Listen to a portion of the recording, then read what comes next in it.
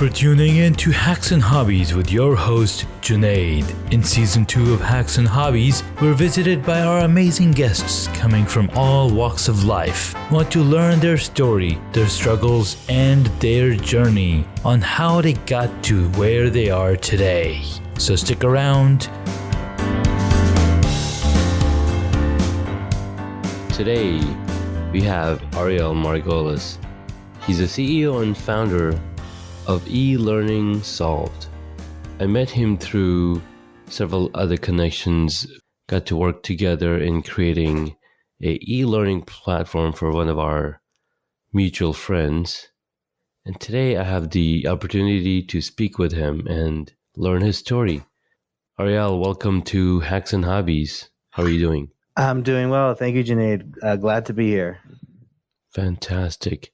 So tell us a little bit about yourself, a little bit about how you came up with the e-learning solved and, what's your story? Sure. So I started off as a teacher about a little over 20 years ago as a result of my not being accepted into medical school. And I was able to secure a job as basically a support aide in a classroom. And I fell in love with it. I decided not to pursue medicine, and I decided to go after education. So I sought my certifications and my master's degrees. I became a teacher in middle school. I was a middle school principal for 6 years and returned to the classroom. I was also a special education teacher. I also, 4 years ago, I left that and became a professor, training teachers how to become special education teachers. So for over 20 years, I've been in, quote unquote, the system and in different roles, also as a parent. And I decided, or my mission was always to change the way education works, that it's not effective. The current system is not effective. And I'm not just talking about the traditional K-12 or higher education. I'm talking about professional development, job training. All of that is based on an archaic system that's from the 1930s and 40s with the assembly line and the Industrial Revolution, that everyone has to learn the exact same thing at the exact same time, and this is how we have to do it. And that's just not the way we learn. So I got frustrated, and I thought that having these different hats would allow me to make an impact, and it did, but not to the same degree that I can change the entire mechanism or the entire machine, if you will. So I decided to go out on my own and create E-Learning Solved, which is designing e-learning experiences that's effective as online marketing and as exciting as kindergarten. And hopefully we'll be able to make, substantial change in the world in how education is done. Absolutely. No, that's amazing because, and I've seen the same story over and over. The school system is designed to create workers. They train you from the get-go that you got to stay in this one place for 8 hours. It starts with 5 hours, then it goes to 6 hours, and then 7 hours, and now it's like, oh, we give you a lunch in the middle, and now you could do another 4 hours. A whole 9 hours out of you. That's right. Spending in the same place, staring at the screen. I mean, nothing wrong with staring at screens.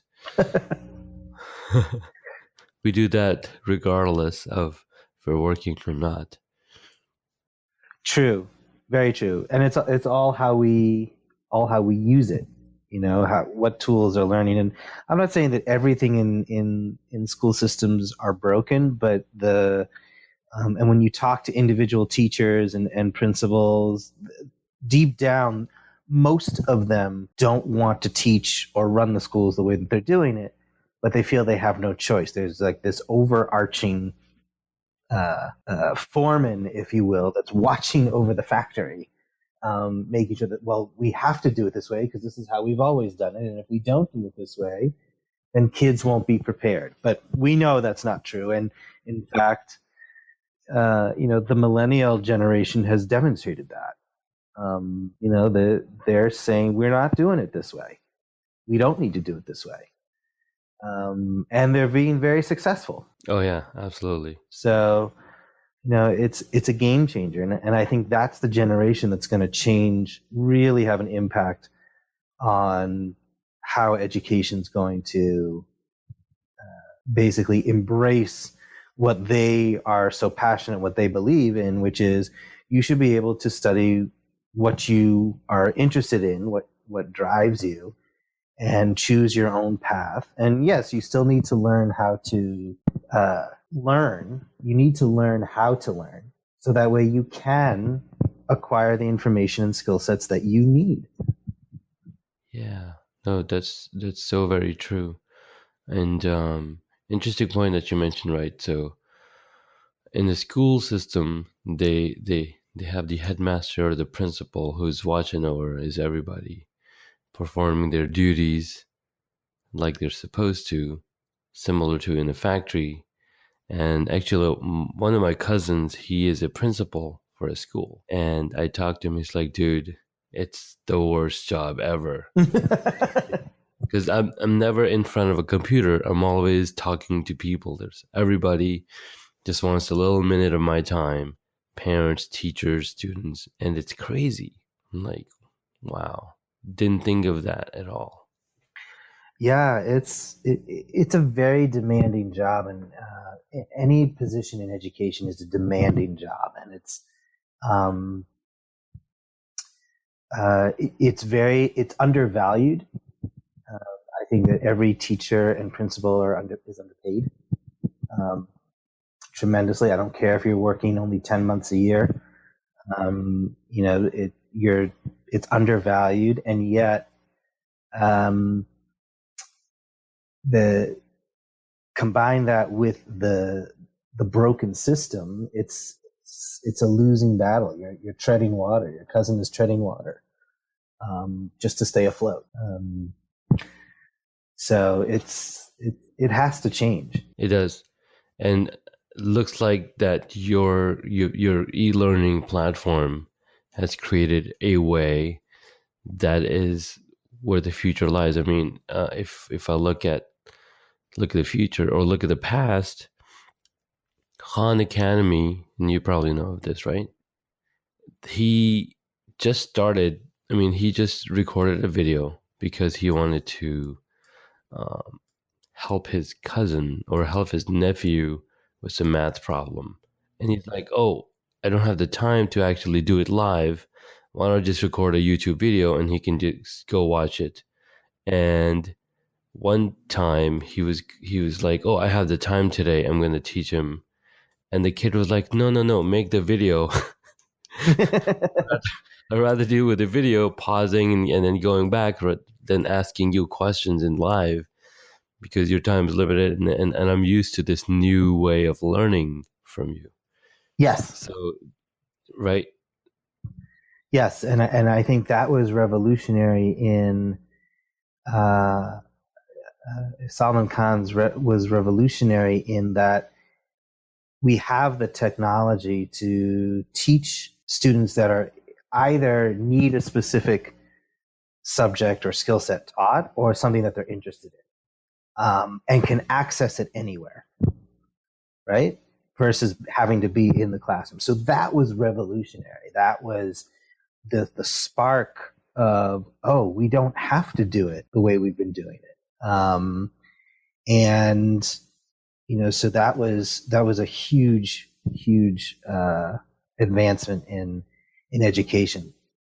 I think we still have ways to go, because what's happening now is that teachers are now using it in the classroom versus assigning it outside the classroom.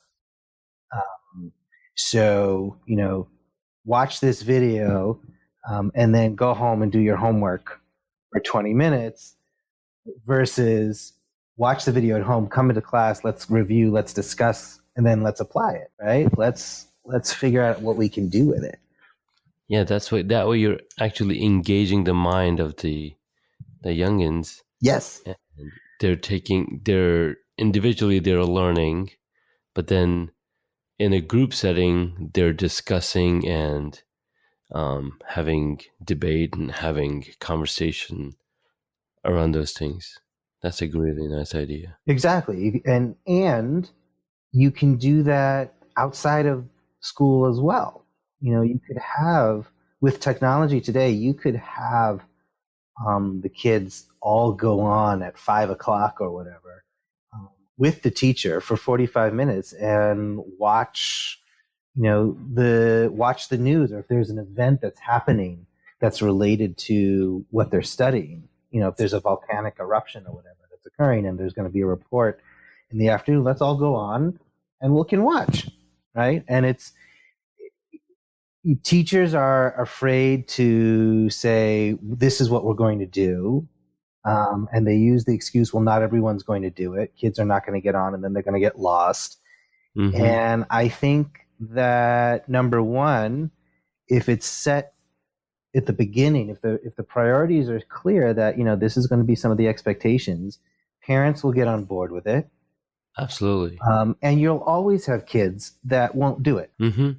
And it's always going to be a situation. Right? You're always going to have kids that just, for whatever the reason is, and it's a variety of reasons, they're not going to do it. So that should not prevent you from experimenting with it, or having it be able to see what they can actually learn. That every single moment in life is a learning opportunity. It's really what it is.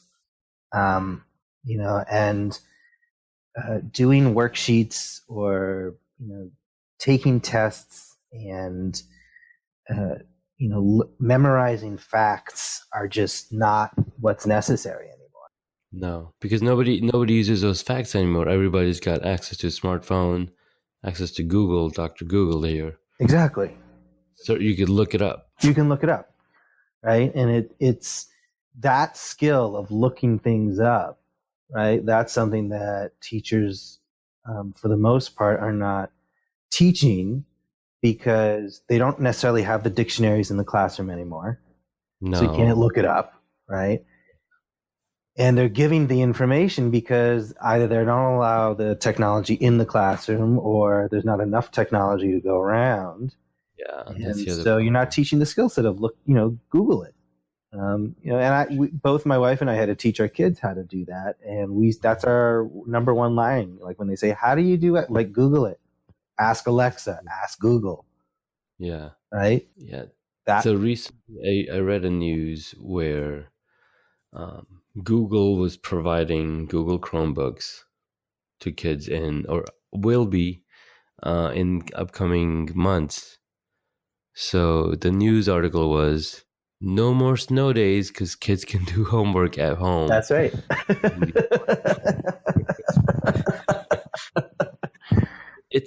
It's a curse, but it's also a gift, right? Absolutely. You could stay home and do your homework. And if you do your homework fast enough, you could spend additional time doing fun stuff that you want to do. Exactly. Right? There's no, the amount of work that's being assigned in those situations, maybe an hour and a half. It shouldn't be more than that, frankly. They should not be sitting in front of a computer on a snow day for 8 hours. No. But if they're doing an hour and a half worth of quality work, then they can enjoy the rest of the day, which also says, my son had that. He goes to a vocational school where they tested out the system. They had a pretend snow day, and he had to log on by 8 o'clock in the morning, and he had to finish the work by noon, and he was done by 11. Yeah. And I said to him, you got basically 6 hours of school done in 2 hours. Yes. No distraction.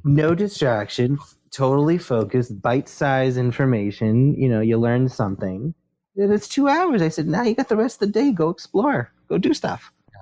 Yeah. So, but that also tells you something about the efficiency of the school system. That Yes. if you can get all the work done in 2 hours at home, but it takes 8 hours or 7 hours of school during the day, and I know there's also socializing and hanging out, and I'm not discrediting that. I think that's important. No, absolutely. But the quality, right? How the efficiency of the time is not being utilized well.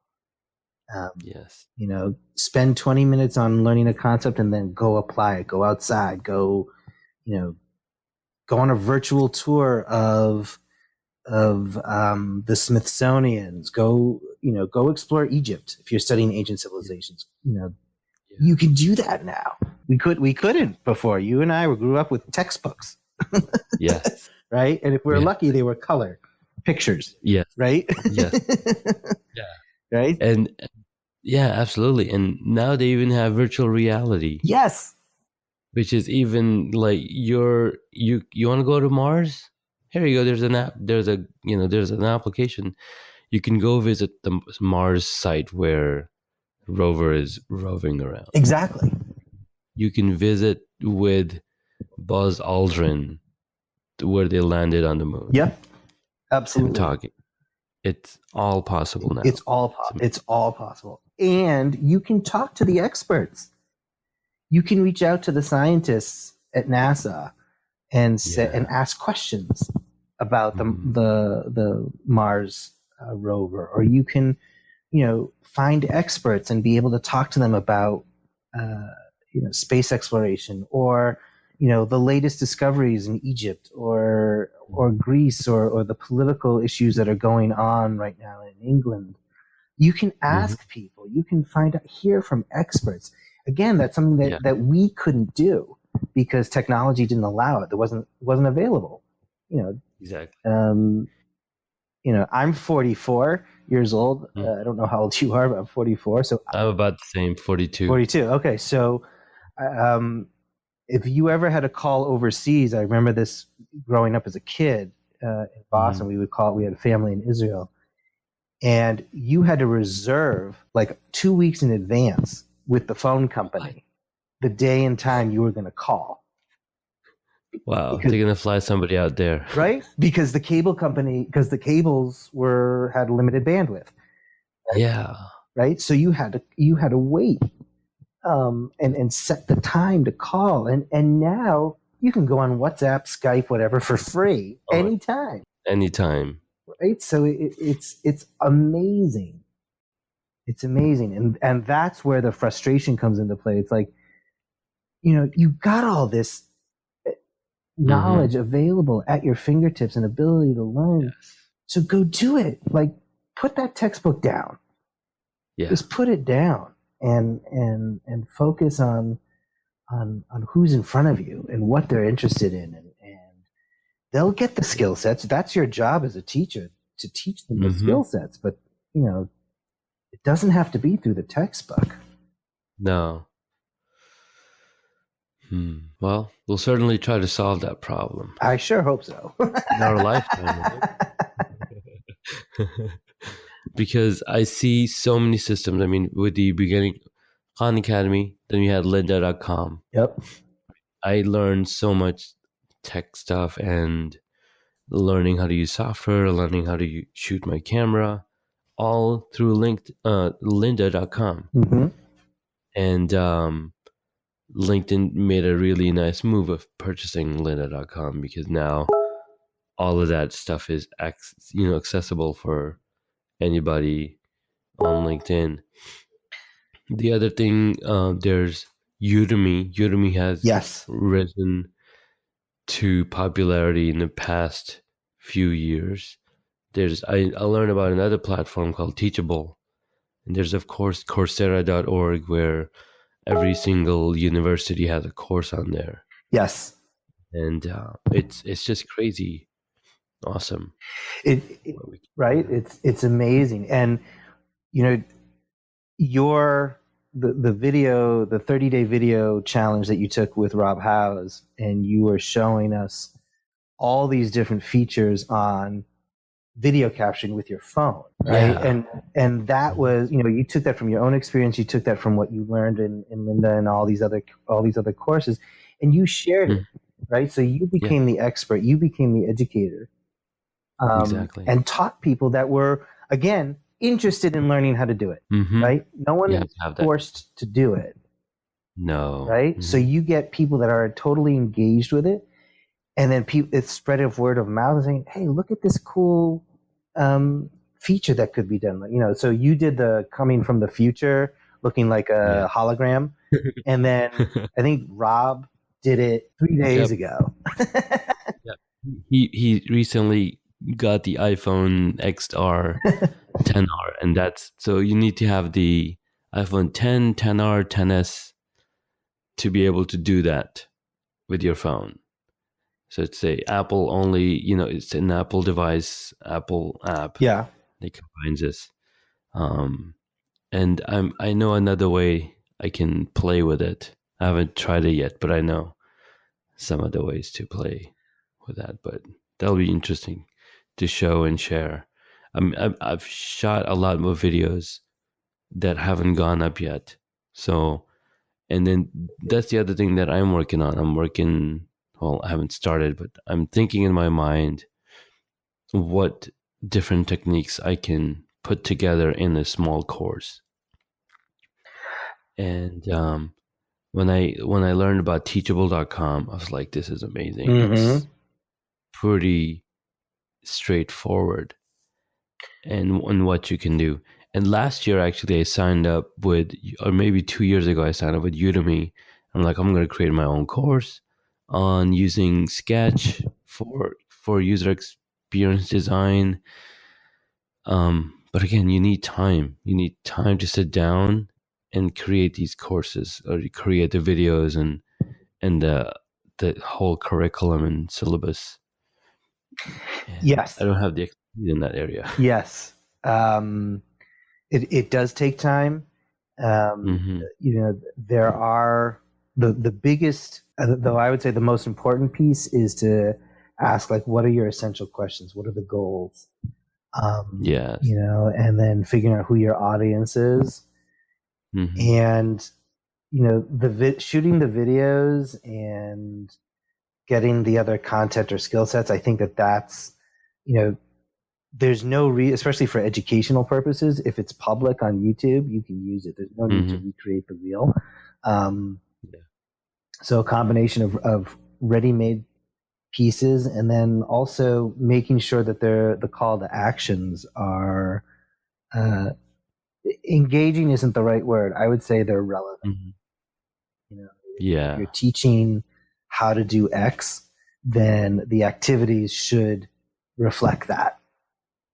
Yeah. It shouldn't be busy work. It shouldn't be,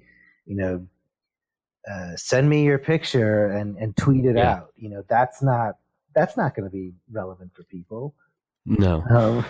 That's, but show me what you can do, and getting feedback from the expert, right? So getting Mm-hmm. feedback from you Mm-hmm. is one of the highest values that consumers want. They want to get the feedback because they want to improve. They want to get Yeah. the accolade because they said, "Yeah, you got it," or they want to hear, "Actually, I think you could. I think it would be better if you did X, Y, or Z. Or have you tried X, Y, and Z?" Yeah. And hearing that from an expert, and even though there are people that would claim to be experts, because they're in your course, you are the expert. You're the facilitator. That's right. So they're getting a unique perspective because it's from you, and that's what makes it. That's what makes it unique. That's what makes it different from all the other courses. Yeah. That is so true. You're absolutely right. And I'm signed up on a ton of courses on Udemy, and I watch these instructors, and I'm like, all right, this guy knows a thing or two about it because he created the course. He spent the time to talk about this stuff. So he clearly knows what he's talking about. And I think when you do create a course, when I do end up creating a course, people will look at me in the same light. Mhm. Okay, this guy spent the time. He obviously did the research to bring this material together so we can learn. That's right. That's right. And it's you're providing value. Yeah. That's really what it is. You're providing the value, and whether you use that course as a channel or a funnel to get clients, or you use it also or separately as to have a side income. Either way, people are going to get value. Right? Yes. That's what it is. That's what am I going to walk away with? And that's really that's all what education is. That's why I think, videographers and photographers are excellent educators, because if they can evoke a feeling, then that's teaching.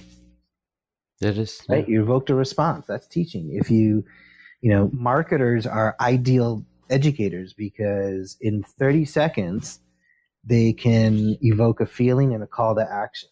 So if they get you to buy that hot dog, or, check out your life insurance policy or whatever it is, then they've done their job.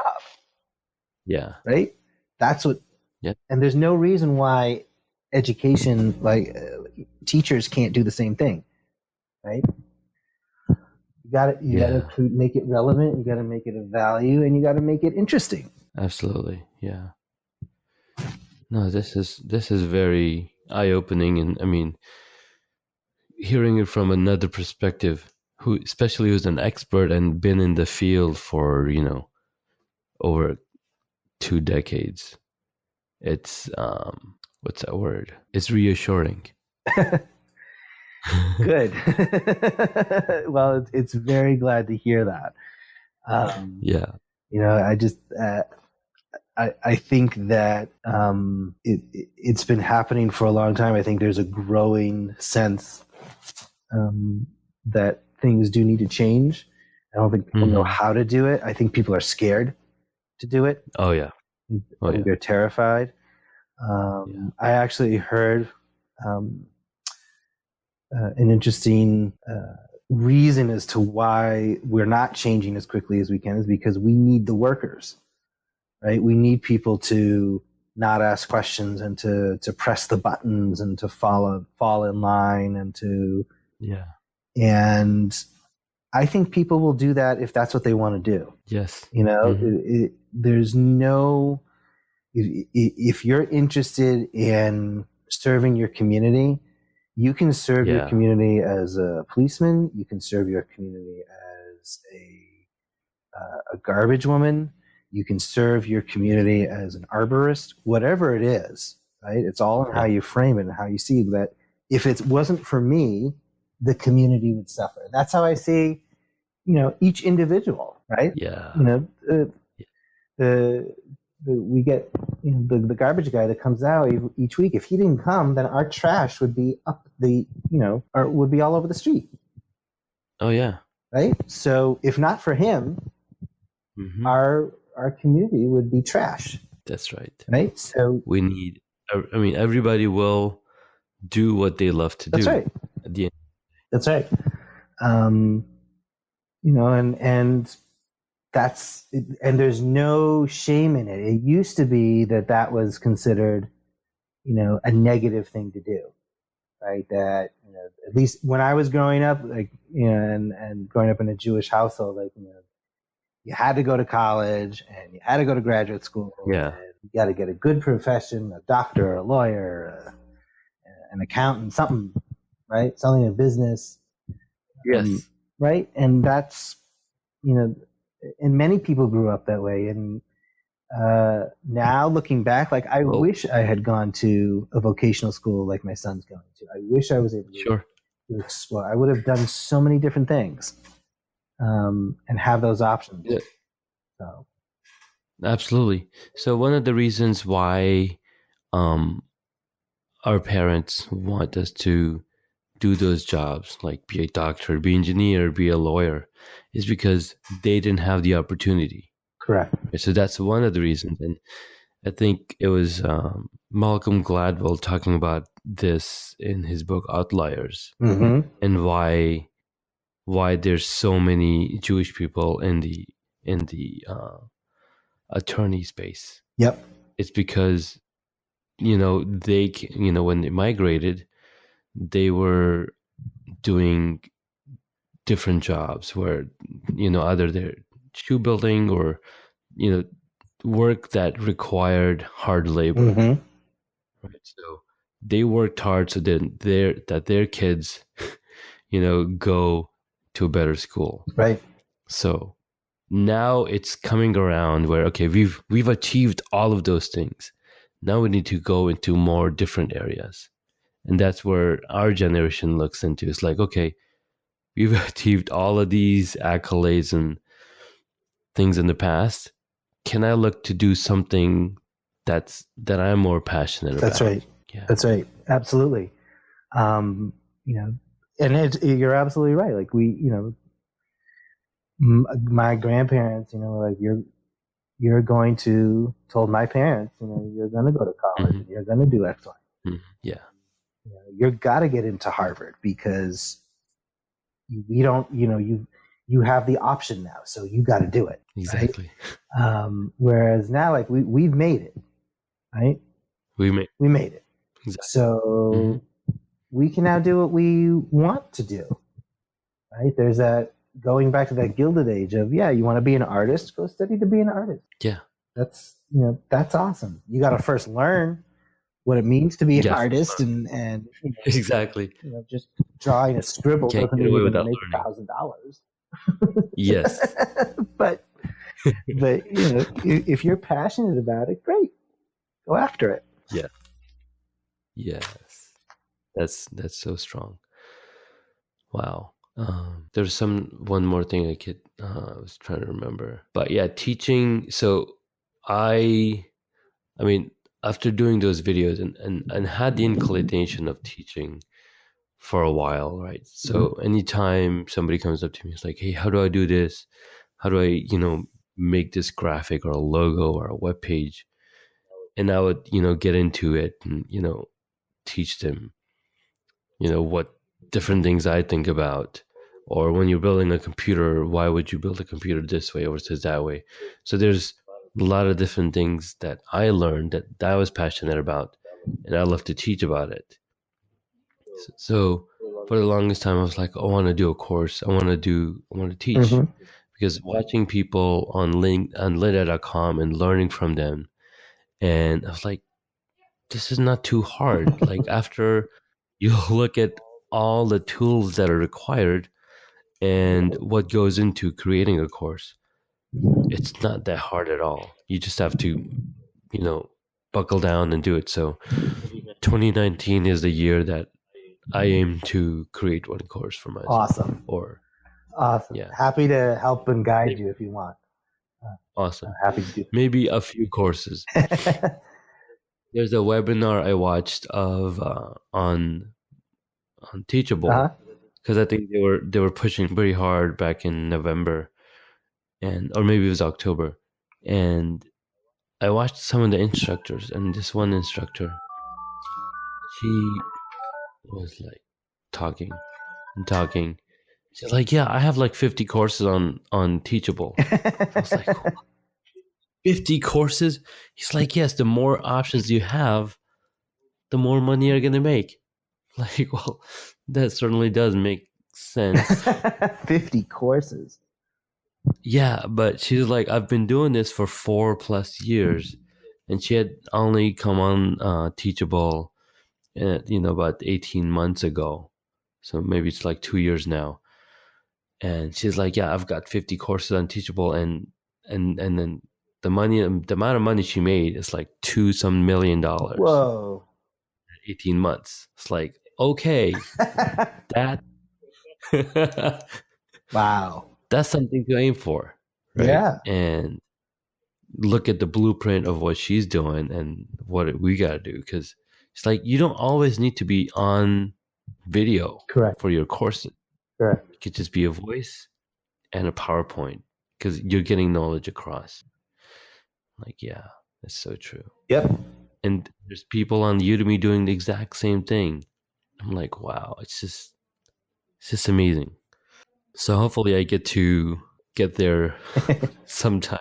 Start with one. That'd be awesome. Yeah.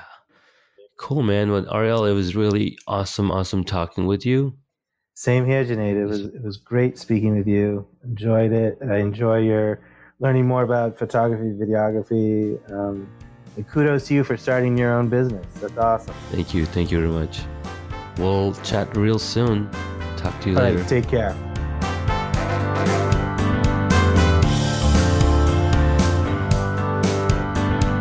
Thank you for listening to Hacks and Hobbies. You can find additional information on the guest today on their website, hacksandhobbies.com. Please feel free to subscribe to the podcast so you don't miss out on upcoming interviews with amazing guests.